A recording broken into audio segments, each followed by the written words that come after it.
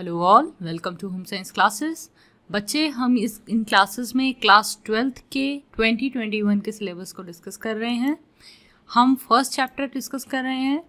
बच्चे, उस first chapter के work and meaningful work, work careers and livelihood और ट्रेडिशनल ऑक्यूपेशंस इन इंडिया के टॉपिक्स हमने लास्ट 2 वीडियोज़ में कवर कर लिए हैं। आज इस वीडियो में जो हम टॉपिक कवर करेंगे वो है वर्क, एज एंड जेंडर। अब बच्चे, सबसे पहली बात, जब हम वर्क की बात कर रहे हैं तो एज और जेंडर क्यों? बच्चे देखिए, जब हम कोई भी कार्य करते हैं, ठीक है, आप नॉर्मली घर की बात ले लीजिए। जब आप घर का कोई काम करते हैं, ठीक है, मान लो आप सुबह उठे, आपको घर का सारा काम करना है, आपको भी करना है, आपकी मम्मी को भी करना है, तो आप क्या प्रेफर करेंगे कि जो किचन का काम है वो आपकी मम्मा कर लें और जो झाड़ू, पोछा, डस्टिंग, ये सब काम है ये आप करें। ऐसा क्यों? क्योंकि बच्चे, आपको पता है कि आपकी मदर के लिए ये सब काम करना टफ होगा बिकॉज ऑफ हर एज, है ना, बट आपके लिए ये सब काम इजी होगा बिकॉज ऑफ योर एज। तो ये एक बहुत ही वेग सा एग्जाम्पल था। बेसिकली स्पीकिंग, हमें हमेशा ध्यान रखना चाहिए कि कार्य कहीं ना कहीं उम्र पर भी निर्भर करता है। हर उम्र का व्यक्ति हर तरह का कार्य नहीं कर सकता। सिंपल सा एग्जांपल है, अगर मान लो कोई बॉलीवुड एक्टर है, ठीक है, सपोज अमिताभ बच्चन और शाहरुख खान, तो ऑब्वियसली जो सारे रोल शाहरुख खान कर सकता है वो सब रोल अमिताभ बच्चन नहीं कर सकता। और वहीं अगर हम ले लें किसी एकदम फ्रेश एक्टर को, जैसे कि वरुण धवन, तो जो वो रोल कर पाएगा वो शायद शाहरुख खान भी नहीं कर पाएगा। ऐसा क्यों? Just because of their age. तो बेटा, ये सिर्फ फिजिकल एक्टिविटी में इन्वॉल्व नहीं है, किसी भी तरह का काम आपकी एज पर डिपेंड करता है। और हमेशा ये ज़रूरी नहीं है कि एज ज़्यादा होने से हम काम कम बढ़िया कर पाएंगे। जैसे फॉर एग्जांपल, अगर हमें एक अच्छा टीचर ढूंढना है तो ऑब्वियसली जिसकी ज़्यादा एज होगी, जिसको ज़्यादा एक्सपीरियंस होगा, वो बेहतर टीचर होगा, है ना। अगर हमें एक अच्छा बिजनेसमैन ढूंढना है तो ऑब्वियसली बिजनेस की ज़्यादा नॉलेज उसे होगी जिसकी उम्र ज़्यादा होगी, क्योंकि उसने उतने साल अपने बिजनेस के अप एंड डाउन देखे, ठीक है।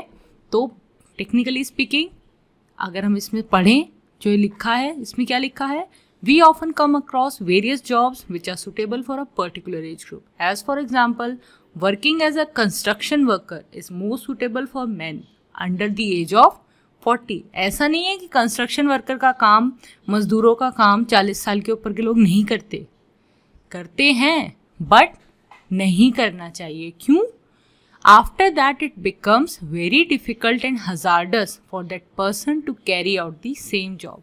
क्योंकि अगर वो काम करेंगे तो वो उनके लिए पहली बात तो मुश्किल होगा, दूसरी चीज़ वो उन्हें चोट पहुंचा सकता है, क्योंकि एक टाइम बाद हमारी बॉडी की मसल्स भी डीके होना शुरू हो जाती हैं, धीरे धीरे ख़त्म होना शुरू हो जाती है, हम नेचुरली वीक होने लगते हैं, ठीक है। नेक्स्ट है, we also find in the case of women that they often lag in their career due to family responsibilities. अब बच्चे, अगर हम बात करें जेंडर की, तो वर्क जेंडर पे किस तरह डिपेंड करता है? बच्चे, हम सब जानते हैं कि आज के दौर में आदमी और औरत सब बराबर है ना। आदमी भी जॉब कर रहे हैं, आपकी मम्मी भी जॉब कर रही होंगी, आपके पापा भी जॉब कर रहे होंगे, बट आपने कभी कोई डिफरेंस नोटिस करा है? आई थिंक आप सबने करा है। सबसे बड़ा डिफरेंस क्या है? पापा जॉब कैसे करते हैं? सुबह उठते हैं, नहाते हैं, नाश्ता करते हैं और जॉब के लिए चले जाते हैं, है ना। मम्मी क्या करती है? सुबह उठती है, सबके लिए नाश्ता बनाती है, आपको स्कूल के लिए रेडी करती है, आपके पापा का ऑफिस का सामान रेडी करती है, अपना खुद का ऑफिस का सामान रेडी करती है, सबके टिफ़िन्स पैक करती है, उसके बाद खुद तैयार होती हैं और फिर ऑफिस जाती हैं। तो क्या दोनों ने सेम काम किया? But at the end of the day हम क्या कहते हैं कि आप दोनों सेम जॉब कर रहे हो, तो आप दोनों ने सेम मेहनत करी, बट सेम मेहनत तो नहीं हुई ना, क्योंकि जिस टाइम पे आपके फादर रिलैक्स कर रहे थे, आपकी मदर कहीं ना कहीं उस टाइम पे भी काम कर रही थी। तो कहीं ना कहीं जेंडर एक वजह है कार्य को अलग अलग करने की, ठीक है। समझे बच्चे? जैसे आप इस इमेज में भी देख सकते हैं, ये जो लेडी है ये एक तरफ इसका ऑफिस वाला लुक है, एक तरफ इसका घर का लुक है। घर में इसके ऊपर ये सब जिम्मेदारियां भी हैं, उसके साथ ऑफिस की ये सब जिम्मेदारियां भी हैं, और इसको दोनों को एक साथ हैंडल करना है। और उसके बाद हम इसको ऐसे इंसान से कंपेयर करते हैं जिसको ये वाली कोई भी जिम्मेदारी नहीं है। तो ये क्या है? ये गलत है।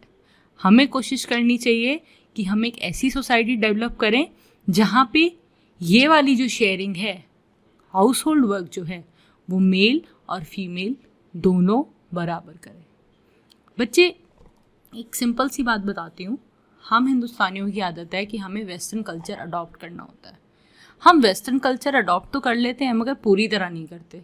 जैसे कि हमने वेस्टर्न कल्चर ये अडॉप्ट कर लिया कि भाई एज ए लेडीज़ हमें जॉब करनी है, या फिर आदमियों ने अडॉप्ट कर लिया कि भाई मुझे तो अपनी वाइफ को जॉब करानी है। बट हमने ये नहीं देखा कि वेस्ट में जो आदमी है वो क्या कर रहे हैं। वो अपनी वाइफ की उतनी ही मदद कर रहे हैं। जितना काम उनकी वाइफ घर में करती है उतना ही काम वो करते हैं। अगर वो कोई काम कर रहे हैं घर का तो वो जिम्मेदारी के तौर पे कर रहे हैं, एहसान के तौर पे नहीं कर रहे हैं। वो इसलिए कर रहे हैं क्योंकि उनको पता है ये उनका काम भी है। ठीक है बच्चे? तो अगर हम इस तरह से अपने काम को डिस्ट्रीब्यूट करेंगे तो एक्चुअल इक्वालिटी आएगी।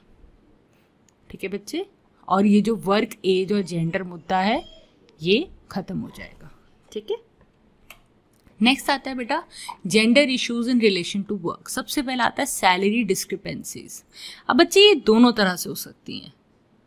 ये मेल की तरफ से भी हो सकती है और फीमेल की तरफ से भी हो सकती है।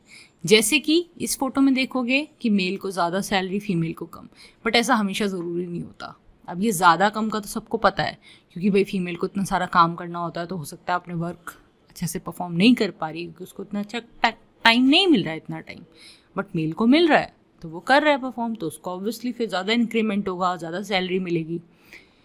बट दूसरी साइड क्या है, कई बार क्या होता है ऑफिस में फीमेल्स को प्रेफर करते हैं जस्ट बिकॉज ऑफ, हो सकता है वो बहुत अट्रैक्टिव है, हो सकता है वो बहुत अच्छे से बात करती है, हो सकता है कई सारे रीजंस हो सकते हैं। तो ऐसा भी हो सकता है कई बार कि फीमेल को तरक्की मिल रही है जबकि वो इतनी कैपेबल नहीं है और मेल को नहीं मिल रही है जस्ट बिकॉज वो मेल है। नेक्स्ट है वर्क बेनिफिट्स फॉर वुमेन। बच्चे, हम सबको पता है वुमेन के लिए बहुत सारे वर्क बेनिफिट्स होते हैं, जैसे कि मैटर्निटी बेनिफिट। अगर वो प्रेग्नेंट होती है तो उनको लीव मिलती है, ठीक है, और पेड लीव होती है, सैलरी उनको पूरी मिलती है। मेल्स को ऐसे बेनिफिट्स नहीं मिलते, जबकि अब हाल ही में पैटर्निटी लीव शुरू हुआ है बट वो बहुत कम ऑफिसेज में एम्प्लॉय है। पैटर्निटी लीव बच्चे क्या होता है, इसमें मेल को भी 1 मंथ की लीव मिलती है जब वो फादर बनते हैं। ठीक है, बल्कि मेरे हिसाब से दोनों को बराबर मिलनी चाहिए क्योंकि माँ बाप बनना दोनों के लिए एक जिम्मेदारी का काम है, तो दोनों को उसके लिए वक्त दिया जाना चाहिए अपने आप को उस चीज़ में ढालने के लिए। ठीक है, नेक्स्ट है मोर वर्कलोड, अधिक कार्यभार। ठीक है, कई बार होता है कि सिंपल सा एग्जांपल है बच्चे, हम पहले ही बता चुके हैं।